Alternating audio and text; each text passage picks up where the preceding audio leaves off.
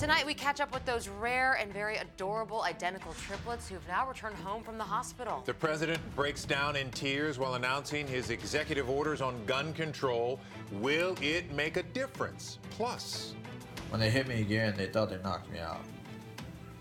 And they left the trunk open. The car salesman, beaten and stuffed in a trunk, shares his story about that traumatic kidnapping. But we start with breaking news. A pickup truck slams into a Klein ISD school bus full of children. This happened just about an hour ago.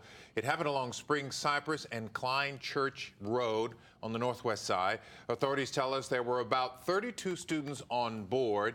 2 of them had to be treated at the scene, but we understand the injuries are minor.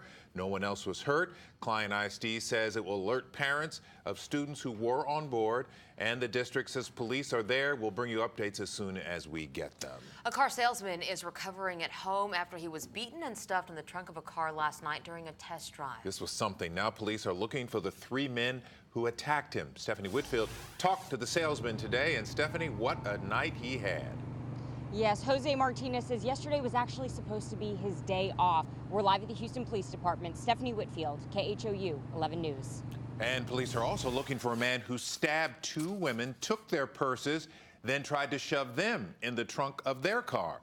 This happened on the night of December 3rd as the women were walking to their vehicle on Drew Street in Midtown. It was about 10:40 at night. The women are okay. If you recognize the man in this sketch, call Houston Crime Stoppers. Police have arrested a Marine in connection with the shooting death of a University of North Texas co-ed on New Year's Day. 25-year-old Eric Jama Johnson was picked up this morning by U.S. Marshals at the Marine Corps Air Station in Yuma, Arizona, where he's stationed.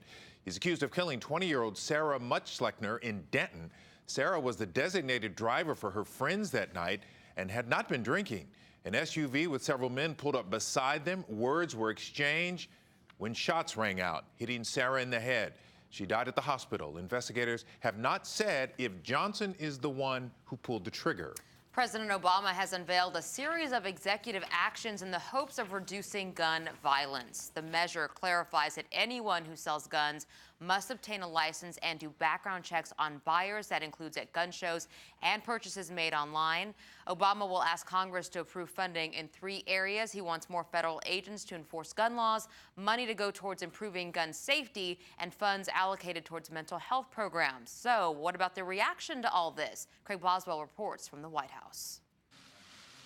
Every time I think about those kids, it gets me mad. Craig Boswell, CBS News, the White House.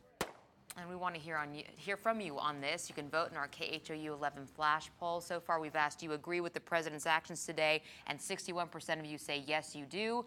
38% do not agree with him. Let us know what you think by voting on our Facebook page. And coming up in the next half hour, we talk about the effect the president's speech is having right here in Houston, including why it's causing hundreds of people to go buy more guns today.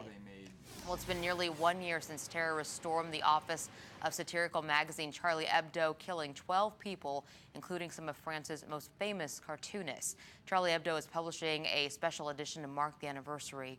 The cover shows a blood-smeared, godlike figure with a gun and the words, "1 year on, the assassin is still on the run."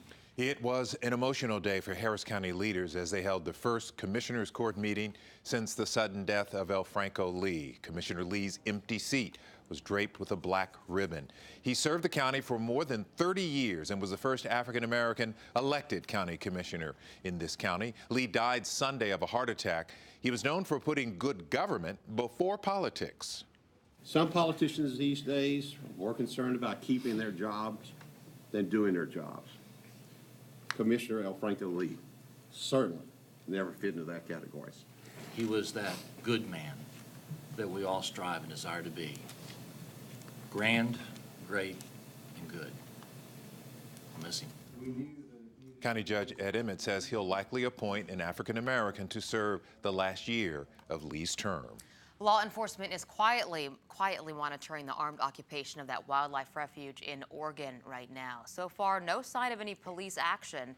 The anti-government protesters took over the refuge to protest the treatment of 2 ranchers sent to prison for setting fires on federal land. Today, the sheriff said it was time for the protesters to leave.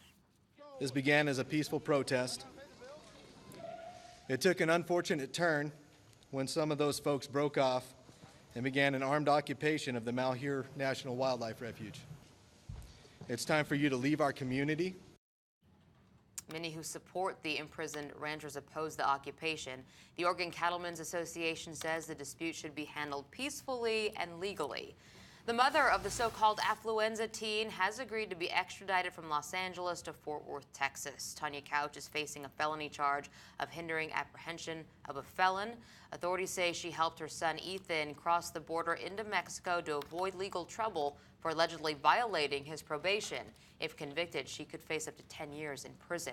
Meantime, Ethan Couch's return to the U.S. remains uncertain. He's still in Mexico as his attorney works out the details for his return to Texas. Couch's high-profile Mexican attorney, Fernando Benitez, is calling for his client to be extradited to the U.S. He wants him here.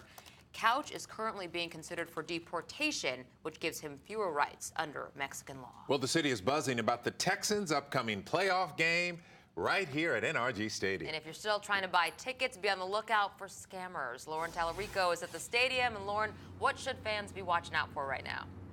Well, you know, no matter what, it seems like someone is always getting duped. Reporting live, I'm Lauren Tallarico, KHOU 11 News. Oh, we cannot wait. Thanks, Lauren. Texans fever sweeping the town. Look at this. We spotted a banner on a new high-rise, not even finished yet, just off the West Loop near San Felipe. See that sign? Go Texans. Why not, right? Put it up there. If you're more interested in the game of chance, you might want to get your stake in the Powerball jackpot. The drawing has now soared to $450 million. That makes it the largest lotto jackpot in nearly a year, and it's the 6th largest ever in North America. If there's no winner on Wednesday, that prize money will keep climbing. The biggest jackpot was back in 2012 at $656 million.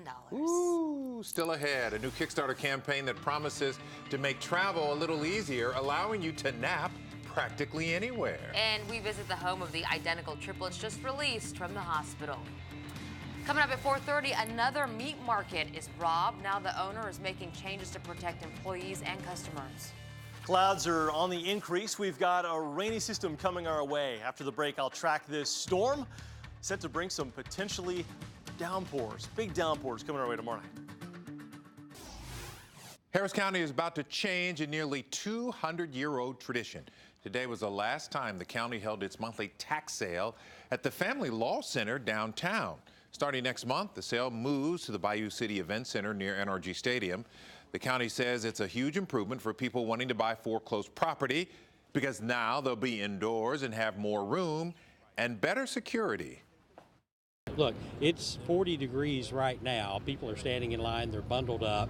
In August, it's 110 degrees and people are sweating. Half the constables are inside the courthouse, half the constables are outside. People can't bid on properties at the same time. Constables can't hear the crowd can't hear the constables. It's really time to move on. The county says they hope to roll out online bidding next year. There's a new Kickstarter campaign for one new gadget that may be perfect for those on the go. It's an inflatable hoodie. Check this out. We can get a little bit of sleep in. We can rest ourselves. It's giving the gift of sleep to people. The developers behind Hypno Sleep Hoodie says it allows you to nap anywhere just by blowing into the hood.